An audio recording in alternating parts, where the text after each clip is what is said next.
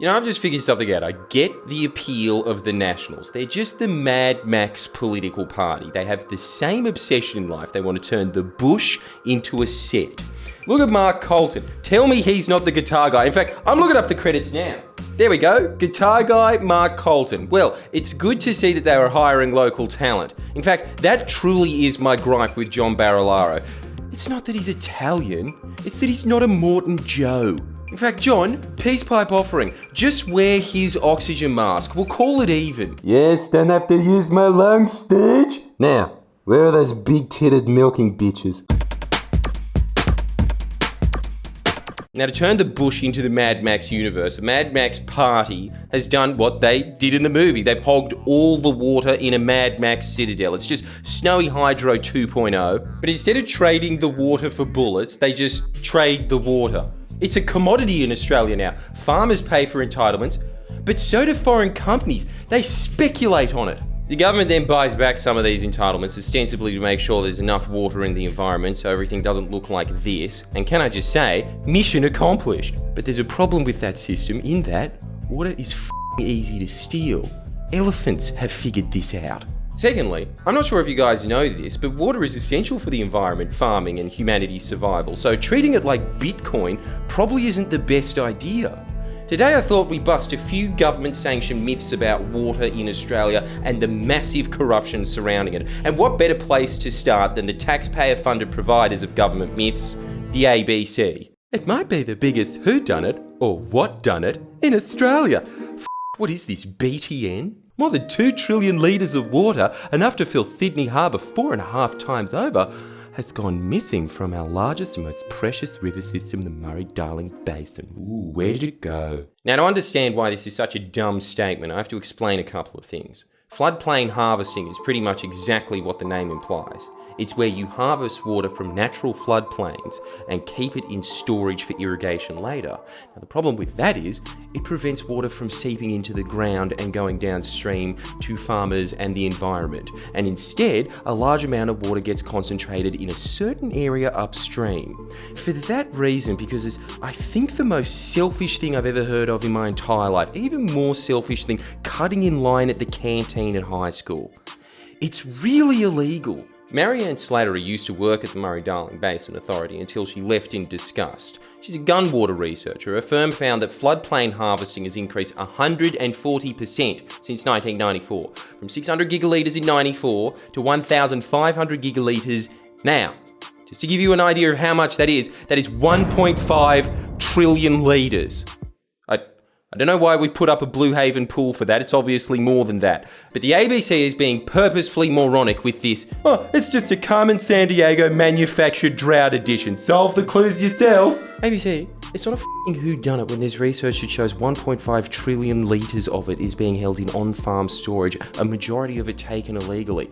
It's not like this is a mystery to you either. I'm quoting you. This entire article is essentially the same thing the Nationals do when they're confronted with the mess they've created. And how do you explain these unprecedented fish kills? Oh, well, it's been a bad drought. And can I just say, Kerry, fish have been doing it real tough in the bush recently. Here's another incredible obfuscation from your ABC. To save the struggling river system by 2019, federal and state governments have spent $6.7 billion recovering 2.1 trillion litres of water to put back in the rivers. Oh, no they haven't, you f***s.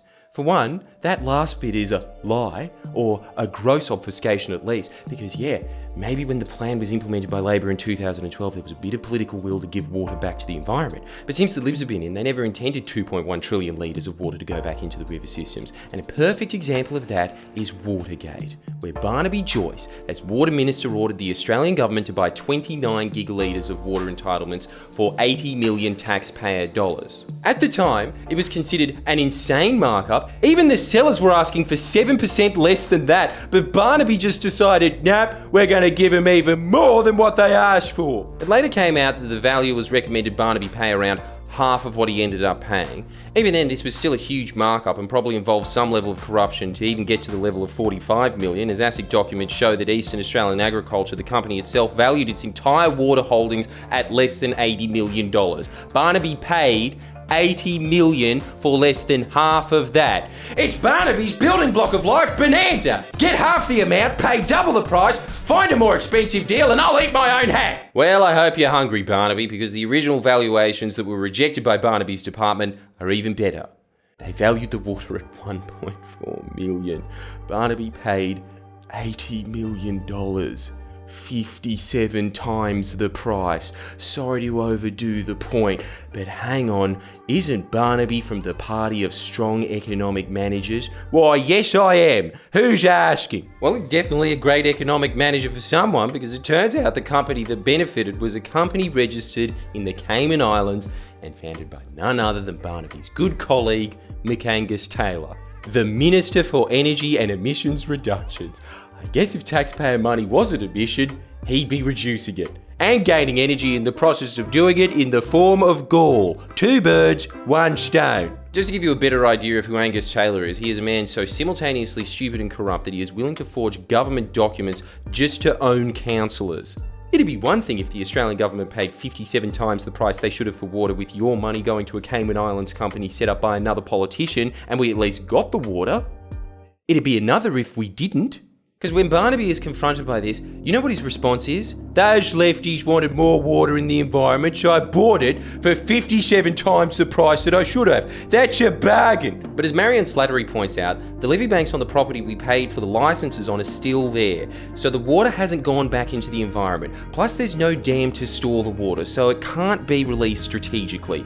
And it's an overland flow license, which means that when the water eventually leaves the property, it's gone. The Nationals' donors can illegally suck it all up for free with no repercussions. So in short, the elected official bought water with taxpayer money from his mate, paid 57 times the price, then his mate never delivered the product. That's the level of corruption that is public surrounding water in this country. There's countless examples of water buybacks that are just like Watergate.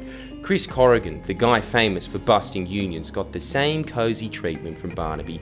To this day, Angus denies that he's involved with Eastern Australia agriculture, but I'd love to see the documents that absolve him of that. Anyway, now you know why I get the shits when the ABC still purposefully plays dumb and goes, "Oh, what? Our benevolent government is buying back water, so why isn't there any water? What a mystery." They know.